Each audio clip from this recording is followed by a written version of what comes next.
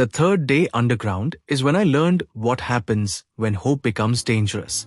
We were in the lower tunnel, reinforcing beams that looked like they'd been stolen from half-finished homes. The air was hot, humid, the kind that sticks to your lungs like wet cloth.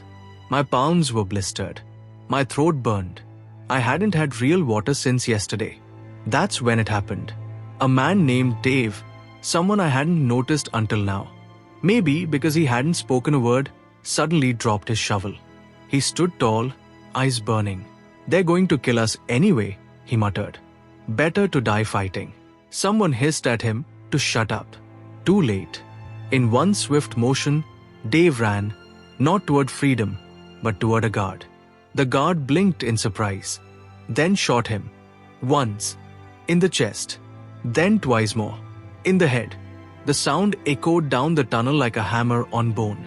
We froze, every last one of us. Even the guards stood still for a moment. Then one of them, the one with the snake tattoo curling down his neck, stepped forward and dragged Dev's body into the center of the tunnel. He turned to the rest of us. "You see this?" He barked. "This is what happens to heroes." He pulled out a knife and carved something into Dev's chest. I didn't look. I couldn't. "Go back to work," he growled. No more delays. No one moved. Then a new voice filled the space, calm, measured, and sharp enough to silence even the guards. "Leave the body where it lies," it said. I turned toward the tunnel mouth. That was the first time I saw Commander Rahim. He didn't raise his voice. He didn't need to. He was tall, masked like the rest, but everything about him was different. The way he walked, the way the others stepped back to give him space. He looked at us like a man inspecting tools. Not people, just tools. "This war is not against you," he said, "but through you. Remember that." He paced slowly in front of us. "You are not prisoners. You are witnesses.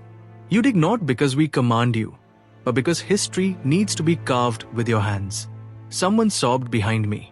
I clenched my jaw. "Don't cry. Don't look weak." Rahim stopped in front of Dev's body. "Bury this one under the tunnel wall. Let the earth remind the rest." He turned away. Breaks over.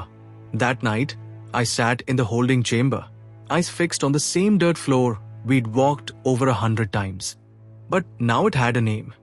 Dave. I didn't know him, but I remembered his face, his voice, the sound of his shoes scraping against gravel before he ran. And I hated that I hadn't moved. I hated that I hadn't even shouted. But most of all, I hated that I wasn't sure he was wrong.